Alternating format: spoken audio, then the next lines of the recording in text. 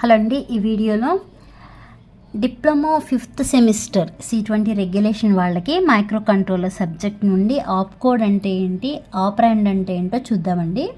Okay, మనకి instruction ఇక్కడ already ఉంది చూడండి. Each instruction consists of 2 parts. మనకి ఒక ఇన్స్ట్రక్షన్లో ఎన్ని పార్ట్స్ ఉంటాయంట, ఇది ఒక ఇన్స్ట్రక్షన్ అనుకుంటే మీరు ఈ ఇన్స్ట్రక్షన్లో ఎన్ని పార్ట్స్ ఉంటాయి, 2 పార్ట్స్ ఉంటాయి. ఓకే, ఇదేమో ఫస్ట్ పార్ట్ అవుతుంది, ఇదేమో సెకండ్ పార్ట్ అవుతుంది. ఈ మొత్తాన్ని కలిపి ఏమంటామండి, ఇన్స్ట్రక్షన్ అంటాం. Okay, each instruction consists of 2 parts. ఆ 2 పార్ట్స్ని ఏమంటాము అంటే ఆప్ కోడ్ అంటాం. ఓకే, ఆప్ కోడ్ అంటే ఫుల్ ఫామ్ వచ్చి ఆపరేషనల్ కోడ్. సెకండ్ పార్ట్ని ఏమంటాము అంటే ఆపరాండ్ అంటాం. ఫస్ట్ పార్ట్నేమో ఆప్ కోడ్ అంటాం, ఫుల్ ఫామ్ వచ్చి ఆపరేషనల్ కోడ్. సెకండ్ పార్ట్నేమో ఆపరాండ్ అంటాం. ఇక్కడ రాశారు చూడండి, op code or operational code. The op code is a first part of the instruction. చెప్పాను కదా, ఇది ఒక ఇన్స్ట్రక్షన్ అనుకుంటే 2 పార్ట్స్ ఉంటాయి అన్నాం కదా. ఆ 2 పార్ట్స్లో ఫస్ట్ పార్ట్ ఏంటంటే op code. The op code is a first part of the instruction which specifies the operation to be performed.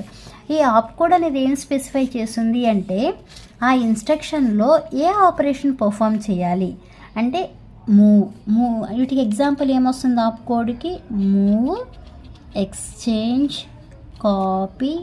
Okay, వీటన్నిటిని ఆప్ కోడ్స్ అంటాం. అంటే ఏ ఆపరేషన్ పర్ఫామ్ చేయాలి అంటే మూవ్ చేయాలా, లేకపోతే ఎక్స్చేంజ్ చేయాలా, లేకపోతే అండ్ ఆపరేషన్ చేయాలా, ఆర్ ఆపరేషన్ చేయాలా, ఏ ఆపరేషన్ పర్ఫామ్ చేయాలి అని చెప్పేదాన్ని ఆప్ కోడ్ అంటాం. మరి ఆపరాండ్ అంటే ఏంటి, the second part of the instruction is the data to be operated on. Second పార్ట్ని ఏమంటున్నాం, ఆ ఇన్స్ట్రక్షన్లోని సెకండ్ పార్ట్ని ఆపరాండ్ అంటున్నాం.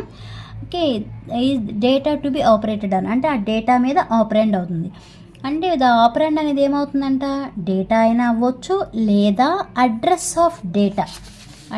అంటే ఇలా ఉంది అనుకోండి, ఇలా ఉండి ఇక్కడ 36 అనేదో ఉంటే ఏమవుతుంది, ఇది అడ్రస్ అవుతుంది. ఓకే, ఈ అడ్రస్లో ఇది డేటా అవుతుంది.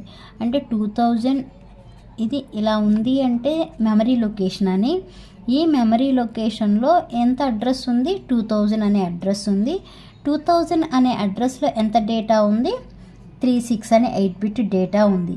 ఇది ఆపరాండ్ అనమాట. అంటే ఫర్ ఎగ్జాంపుల్ మూవ్ A,R4 అని రాసామనుకోండి. మూవ్ A,R4 అంటే మొత్తాన్ని కలిపి ఏమంటాం మనం, ఇన్స్ట్రక్షన్ అంటాం. ఓకే, దీనిలో ఎన్ని పార్ట్స్ ఉన్నాయి, 2 పార్ట్స్ ఉన్నాయి. ఏంటి ఆ 2 పార్ట్స్, ఆప్ కోడ్, ఆపరాండ్. ఆప్ కోడ్ వచ్చి ఏమవుతుంది, ఏ ఆపరేషన్ పర్ఫామ్ చేయాలో అదే కదా ఆప్ కోడ్. ఇక్కడ ఏ ఆపరేషన్ పర్ఫామ్ చేస్తుంది, మూవ్ ఆపరేషన్ అనేది పర్ఫామ్ చేస్తుంది. ఇది ఆప్ కోడ్. మరి ఆపరాండ్స్ ఏంటి, ఆపరాండ్స్ అంటే ఏ డేటా మీద పర్ఫామ్ చేయాలి అని చెప్పేదాన్ని ఆపరాండ్ అంటాం. ఓకే, మరి ఇక్కడ ఎన్ని ఉన్నాయి, మనకి 2 కనిపిస్తున్నాయి కదా, ఈ 2 కూడా ఆపరాండ్సే అంటాం.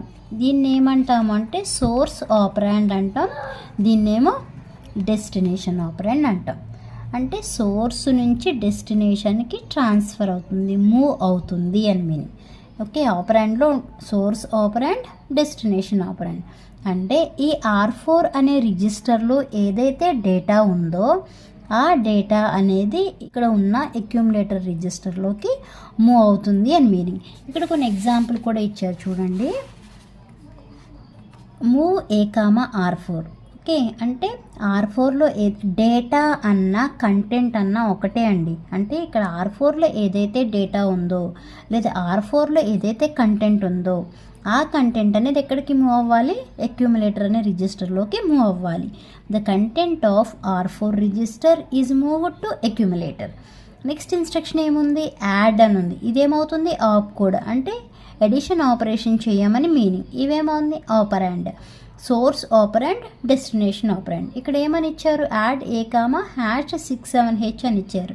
అంటే మీనింగ్ ఇక్కడ ఆల్రెడీ మనకి డేటా ఇచ్చేసారు కాబట్టి హ్యాష్ అని రాసాం. ఓకే, హ్యాష్ అంటే ఏంటి, immediate data, hash representation immediate. Okay, అంటే ఈ 67 అనే 8-bit డేటా అనేది దేనికి యాడ్ అవ్వాలి, అక్యూములేటర్లో యాడ్ అవ్వాలి. ఈ 2 యాడ్ అయిన తర్వాత వచ్చిన రిజల్ట్ అనేది ఎక్కడ స్టోర్ చేస్తాము, ఈ అక్యూములేటర్లోనే స్టోర్ చేస్తాం. మరి ఈ అక్యూములేటర్లో మనకి ఎంత ఉందో డేటా తెలుసా, తెలియదు, బట్ మీనింగ్ చెప్తున్నాను నేను. అంటే ఈ R4లో ఏదైతే కంటెంట్ ఉందో ఆ కంటెంట్ని ఎక్కడికి మూవ్ చేసాము, ఏ అనే రిజిస్టర్లోకి మూవ్ చేసాం. ఫర్ ఎగ్జాంపుల్ ఈ R4లో 12 అంటే 1 2 అనే 8 బిట్ డేటా ఉందనుకోండి, ఆ 8 బిట్ డేటాని ఇక్కడ ఏ అనే రిజిస్టర్లోకి మూవ్ చేసాం. అంటే ఇప్పుడు ఇక్కడ ఎంత ఉన్నట్టు, ఏ అనేది ఆ రిజిస్టర్లో 1 2, ఓకే 1 2 అనే 8 బిట్ డేటా ఉంది. అంటే ఆ 1 2ని ఇక్కడున్న 6 7 రెండింటిని యాడ్ చేసి మళ్ళీ వచ్చిన రిజల్ట్ అనేది ఈ అక్యుములేటర్లో స్టోర్ చేస్తాం. Okay, that is the meaning of this instruction. Okay, the data 67H is added to accumulator and the result will be stored in accumulator. Okay, addition operation perform చేసి మళ్ళీ వచ్చిన రిజల్ట్ని ఎక్కడ స్టోర్ చేస్తాము, డెస్టినేషన్లోనే store చేస్తాము. ఇక్కడ destination ప్లేస్లో ఏముంది, accumulator ఉంది. నెక్స్ట్ క్లియర్ సి అని రాసాం, అంటే క్లియర్ ద క్యారీ ఫ్లాగ్. ఏమన్నా క్యారీ అనేది వస్తే దాన్ని క్లియర్ చేసేయండి అని. అంటే ఇప్పుడు మనం ఎడిషన్ పర్ఫామ్ చేస్తే ఒకసారి రావచ్చు క్యారీ, ఒకసారి రాకపోవచ్చు కదా. ఇన్ కేస్ క్యారీ వస్తే క్లియర్ సి అని రాసామంటే ఆ క్యారీని క్లియర్ చేసేయండి, అంటే ఏం నోట్ చేయవసరం లేదు, =0 అయిపోతుంది అని మీరు. ఓకే, ఇదండి మీకు ఆప్ కోడ్ ఆపరెండ్ ఈజీనే. షార్ట్ ఆన్సర్స్ ఉన్నాయి కదా, ఓకే ఆ షార్ట్ ఆన్సర్స్లో రావచ్చు. ఓకే, అర్థమైందా? అర్థమైతే అంటే ఇవి తెలిస్తేనే ఆప్ కోడ్ ఆపరెండ్ ఇవి తెలిస్తేనే మీకు ప్రోగ్రామ్ అప్పుడు ఈజీ అవుతుంది. అంటే ఇలా కామెంట్ ఎలా రాయాలి ఏంటి అని. ఓకే, అర్థమైతే లైక్ చేయండి, షేర్ చేయండి, అలానే సబ్స్క్రైబ్ చేయండి. Thanks for watching.